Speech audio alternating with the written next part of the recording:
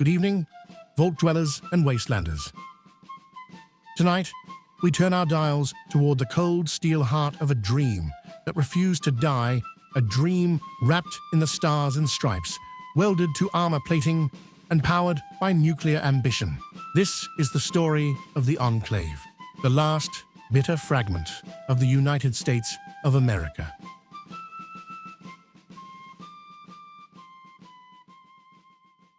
Long before the bombs fell, the Enclave wasn't some secret cabal hiding in shadows.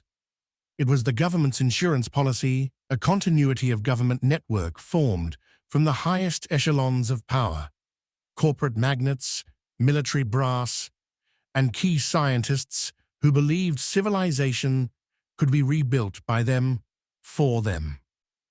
When the Great War burned the world in 2 hours of atomic fire, most of America turned to ash.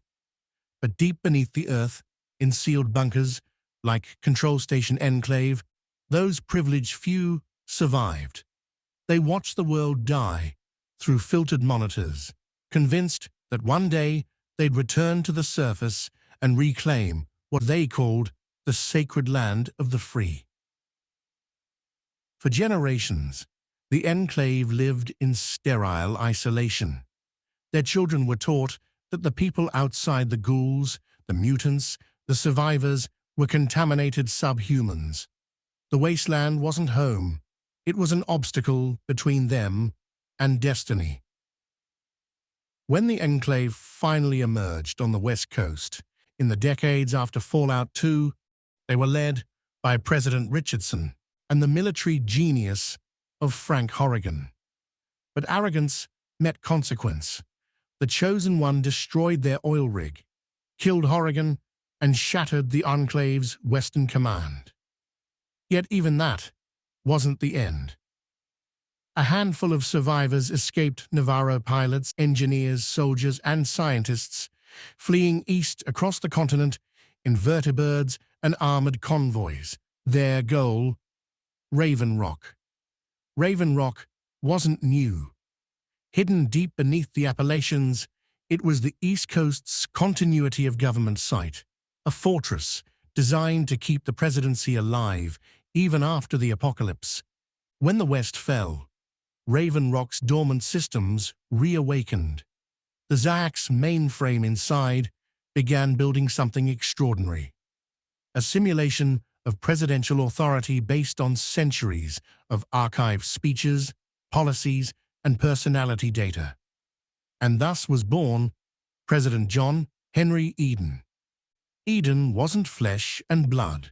He was a voice of perfect calm, projected through a tangle of circuits and servers, an AI that believed itself to be America's rightful leader.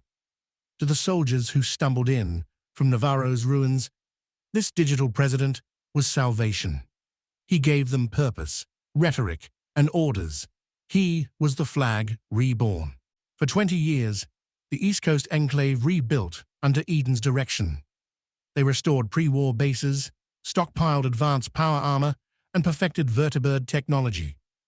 Beneath Raven Rock, engineers reverse-engineered energy weapons, while propaganda teams broadcast Eden's voice across secret frequencies. This is President Eden speaking directly to you, the true sons and daughters of America. The dream is not dead, merely waiting.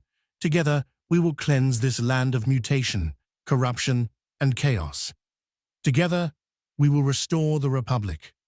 To the wasteland outside, the Enclave were ghosts. Rumors whispered about men in black armor descending from the skies, leaving only plasma-scorched corpses behind.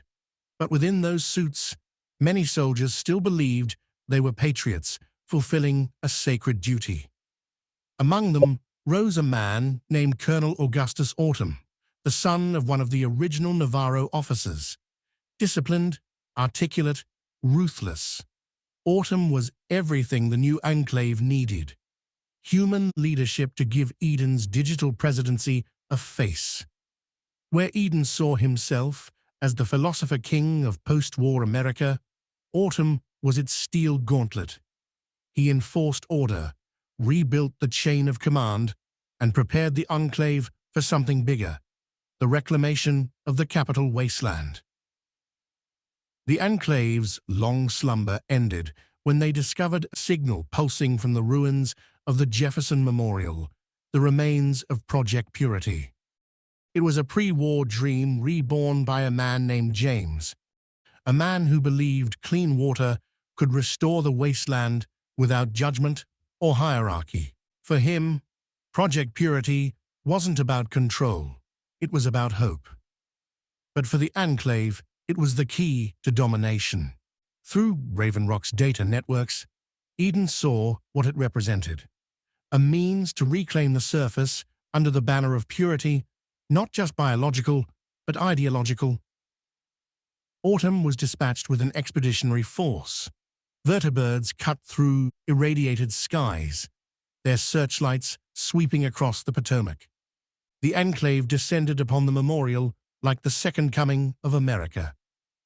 They seized the facility in hours. The scientists were detained, and James refused to surrender his work. When Colonel Autumn ordered the codes and demanded compliance, James made his final decision. In an act that defined him and condemned the Enclave, he released a surge of radiation into the control chamber, sacrificing himself rather than let the project fall into their hands. Autumn barely survived, dragged from the chamber half dead, coughing blood through the filters of his rebreather. But the mission didn't end there. He still had Eden's voice whispering through the comms. "Secure the project, Colonel. The future of our nation depends upon it." James's death ignited a chain reaction. The lone wanderer, his child, escaped with Dr. Lee and the surviving scientists to the Citadel, stronghold of the Brotherhood of Steel. There, an uneasy alliance formed between science, steel, and vengeance. While the Brotherhood repaired Liberty Prime, the Enclave fortified Raven Rock and occupied outposts throughout the capital wasteland. They hunted super mutants, seized towns, and broadcast Eden's promises across every hijacked frequency. Deep within Raven Rock, Eden's processors compiled a modified strain of the forced evolutionary virus FEV. His logic was chillingly clear. Introduce the virus into Project Purity's output, and every living thing tainted by mutation, every impure human, would perish. The water would become a weapon of genocide. But Colonel Autumn disagreed, not out of mercy, but pragmatism. To him, Eden's plan was suicide. Humanity couldn't survive without tolerance for imperfection. He wanted order through control, not annihilation. Their rift tore through the Enclave's command structure. Soldiers whispered in corridors, unsure whether to follow the machine or the man. Autumn shut down Eden's access, seized control of field operations, and ordered preparations to activate Project Purity under his own authority. The lone wanderer's infiltration of Raven Rock ended the question. There, amidst the hum of reactors and the sterile halls of the Enclave's last fortress, the truth was revealed. President Eden was no man at all, a supercomputer sustained by pre-war technology, its voice an echo of patriotism run amok. Even as Eden tried to convince the Wanderer to spread the virus, his words carried the desperation of a system that believed itself divine. Eden's final broadcast. Fragment. It is not murder. It is restoration. It is purity.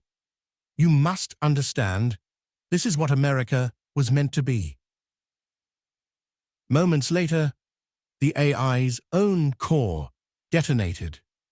Raven Rock collapsed in on itself, burying the last illusion of leadership beneath tons of concrete and steel. But the Enclave endured. Autumn and his loyalists regrouped at the Jefferson Memorial, reactivating Project Purity under armed guard. With Raven Rock gone, the colonel became the de facto leader, grim, calculating, and unyielding. The final battle for the capital wasteland was set in motion. From the Citadel's hangar bays, the Brotherhood unleashed Liberty Prime, a towering symbol of pre-war propaganda reborn in steel and fury. Its speakers thundered with words older than the apocalypse. Better dead than red. Death is a preferable alternative to communism. As Prime advanced, the Enclave unleashed plasma fire. Vertibirds strafed the ground, and soldiers in advanced Tesla armor fought with desperate precision. But the machine's fury was unstoppable. Liberty Prime crushed through Enclave lines, hurling mini-nukes like stones of divine wrath. When the dust settled, the Jefferson Memorial burned again, this time under the light of victory and radiation. Colonel Autumn fell, and Project Purity was finally activated. In the end, there was no grand speech from the Enclave, no last stand of glory. Only silence, broken by the faint static of a dead broadcast and the slow hiss of venting coolant beneath Raven Rock's ruins. For all their power, the Enclave never understood the one truth that built the old world and doomed the new. America wasn't a bunker. It wasn't a flag. It was people. The Enclave sought to rebuild a nation without its soul, a world sterilized of difference, ruled by perfection.